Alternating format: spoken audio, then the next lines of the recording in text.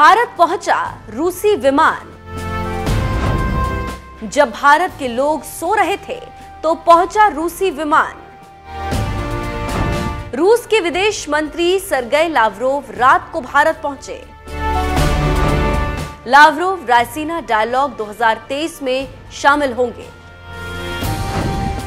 Lavrov के अलावा यूएनडीएसए के अवर महासचिव भारत पहुंचे। ली जुनहुआ G20 FMM के लिए भारत पहुंचे। विदेश मंत्रालय के प्रवक्ता अरिंदम बागची ने इसकी जानकारी दी।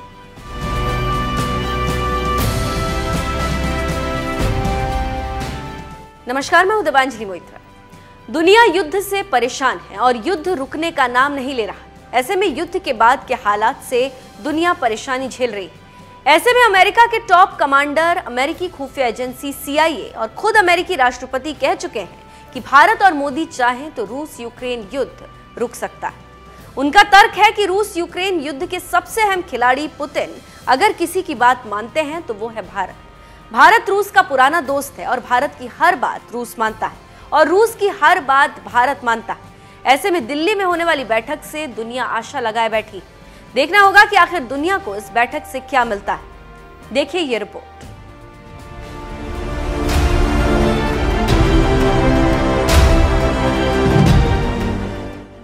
रूस के विदेश मंत्री सर्गेई लावरोव मंगलवार की रात भारत पहुंचे। लावरोव के अलावा संयुक्त राष्ट्र के यूएनडीएसए के अवर महासचिव ली जुनहुआ भी G20 FMM के लिए भारत पहुंचे।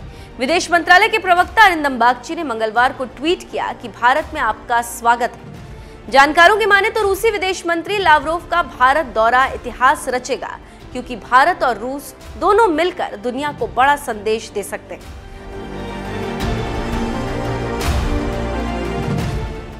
हम आपको ये भी बताते चले कि G20 बैठक के लिए बड़े बड़े देशों के नेता भारत पहुंच चुके हैं। जानकारी आपको दे दें कि इस बैठक से पहले कई ऐसे ऐलान हुए कि राजनीति गर्मा गई।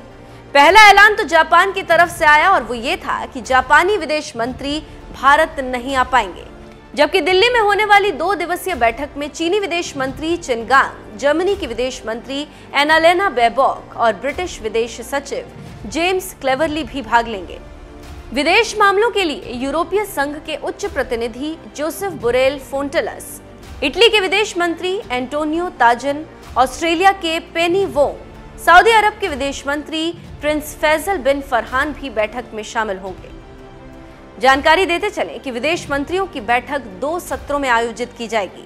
पहला सत्र बहुपक्षवाद को मजबूत करने और सुधारों की आवश्यकता, खाद्य और ऊर्जा सुरक्षा और विकास सहयोग के विषयों पर केंद्रित होगा, जबकि दूसरे सत्र में आतंकवाद से जुड़े मुद्दों पर चर्चा संभव है।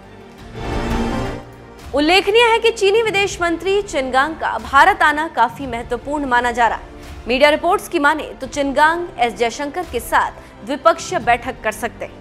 इस बैठक में दोनों नेताओं के बीच सीमा विवाद को लेकर चर्चा की जा सकती है।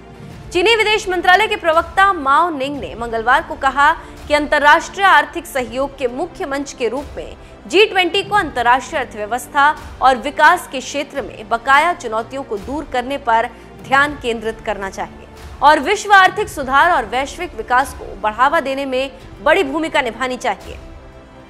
जानकारों की माने तो दुनिया जयशंकर और लावरोव के बीच बैठक पर नजर बनाए कि क्या संदेश निकलता है।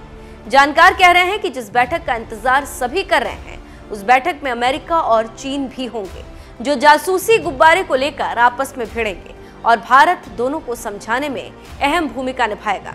देखना होगा कि इतनी रस्साकसी के बाद भी भारत की राजधानी दिल्ली में सभी देश एक टेबल पर होंगे और क्या इसका रिजल्ट आता है, ये देखना होगा। भारत का चीन से और चीन का अमेरिका से और रूस का अमेरिका से रार जारी है। ऐसे में भारत को खुद अपना रास्ता निकालना है और दूसरे के लिए रास्ता बनाना है। अगर भारत ये करने में कामयाब रहा तो तहलका मच सकता है, लेकिन अगर नहीं रहा तो दिल्ली डायलॉग का कोई अर्थ नहीं रहेगा।